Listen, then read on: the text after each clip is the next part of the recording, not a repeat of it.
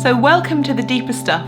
This means that you've been through all the exercises and you've reached this point. So well done for completing that. Here I'd like to go into a little bit more depth about particular subjects. For example, resonance and resonance behaviour. So when you make a sound in your body, not only does it resonate in that particular part of the body according to the pitch or level or tone, you could say, but you need to look a little bit deeper into this. What does it mean? What's resonance behaviour? Well, resonance behaviour is really interesting. If you focus your attention on somebody, let's just say, who is performing or dancing or playing football or doing something, 98% of your neurological system will be mirroring, and these are mirror neurons, mirroring their precise feelings and everything that they're doing and everything, in fact. Well, not only is that fascinating in itself, that means that only 2% is individually you. And that's also fascinating. So putting that into the context of music and singing and performing, when you're singing a song, whatever you're focusing your attention on, whatever you're feeling inside, the person who's watching you will be feeling as well. They'll be 98% mirroring what you're doing and what you're feeling. Now that is absolutely extraordinary. So it also begs the question, what are you thinking about when you're singing? So if you really want to express a song well, not only do you have to resonate properly and do all the right things, breathe properly and support and all of that kind of stuff, but it's actually your intention. You have to be really intentional about each musical phrase that you sing. It's very important. Otherwise, well, what's happening? Have you ever been to a concert where you're watching the person performing and you think, wow, that is really great, but there's just something missing? And you go away thinking, well, all the notes were in the right place, everything was sung perfectly or performed perfectly, but there was just something that left you cold. Well, that could possibly be what they are thinking about as they're performing. So resonance behaviour is really, really important. It's even important when you're communicating on a day-to-day basis, because as you're speaking, well, that's sound as well. So let's look at that. Let's look at what sound actually is. And this is really important to understand, what sound actually really is. Well, after all these years and a lot of questioning, I've researched a few things and I've come to the conclusion that sound is a carrier wave for consciousness. And whatever it is that you're thinking or intending will be transferred from you to whoever's listening. And that is the carrier wave, the sonic carrier wave. It's absolutely amazing when you really think about it. So if you then look at what happens when you are in a choir or a group of people, when you're singing together with somebody, Bjorn Vikhoff discovered that your heartbeats synchronize. So even that is an incredible phenomenon. I mean, to think that when you're singing with other people, that you're synchronized as one body. And then if you add in resonance behavior as well, that's another thing, isn't it? And then if you think about the intention with which you're singing, so if you're all focused on the same thing and you're all intending the same outcome, well, that's quite extraordinary. So in the 1950s, Hans Jenny discovered that sound actually really does create form. And this correlates beautifully with Genesis, if you like. In the beginning was the word or the sound. And it's just quite extraordinary because that also correlates with quantum physics and lots of other things. We won't get too much into the science here. But when you actually examine the shape of sound, that is another amazing thing. And these things are known quite well these days. Cymatics is what they're called. And they're beautiful, beautiful shapes. The shape of a note, for example. Now what's interesting is that the shape of, let's just say, A flat is always the same. So no matter how many times you sing one particular pitch of A flat, so let's just say it's A flat 3, it will always create the same sort of pattern. So that in itself is an extraordinary thing when you really think about it. And then if you pass sound through water and you look at the shape of that, and then when you think, I'm 75% water, so what's happening to me as I'm singing?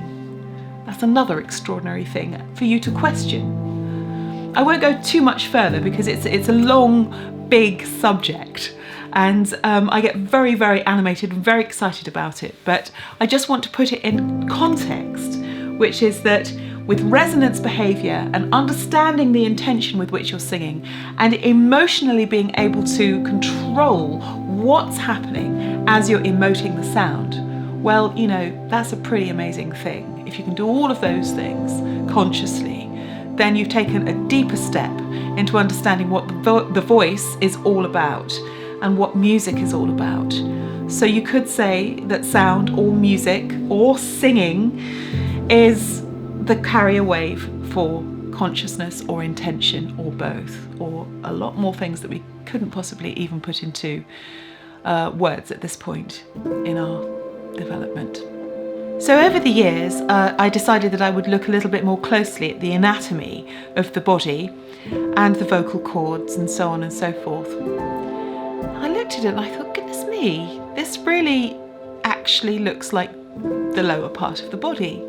So if you look at the jaw, it's almost the same shape as the hips.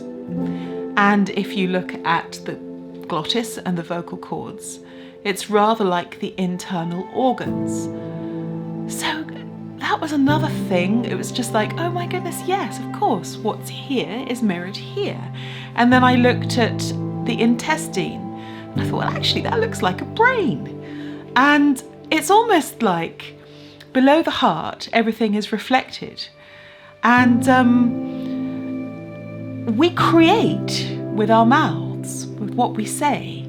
If sound creates form, well, that's a really, really extraordinary thing, because whatever we speak means, well, it comes into being, you could say, because it's our intention being carried out into the physical universe.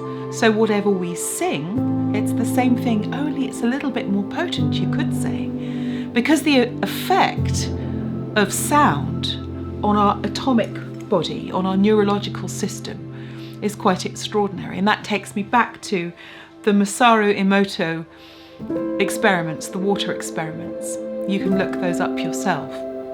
But to see what sound looks like in water, and that we're 75% water, and then how all this correlates, is quite an extraordinary thing.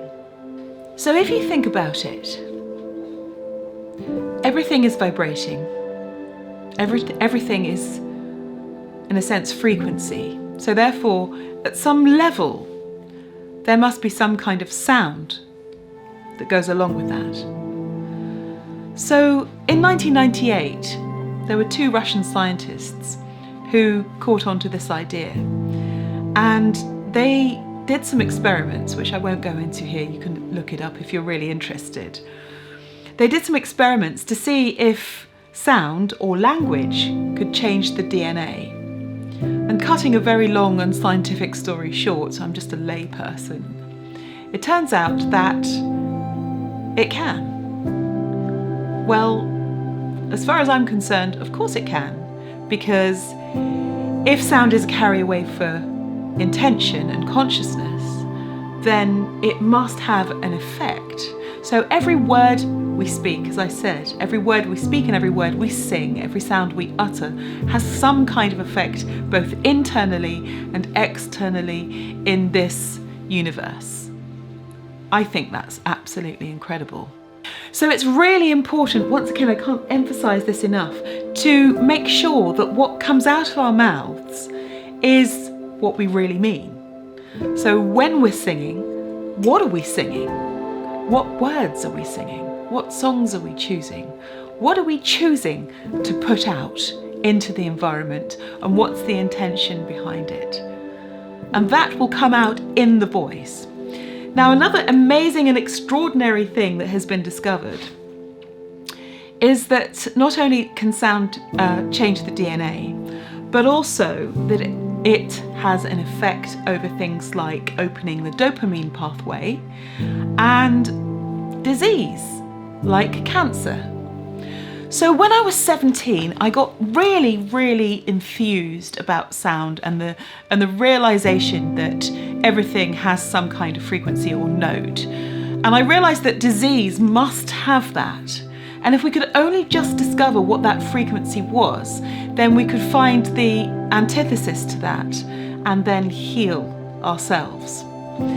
And I mean, that's just a very, very simplistic way of looking at it. It wasn't until about 5 years ago that I discovered that in the 1930s, Raymond Rife built something known as the Rife machine, that dealt with exactly all of these things that I've been thinking when I was 17.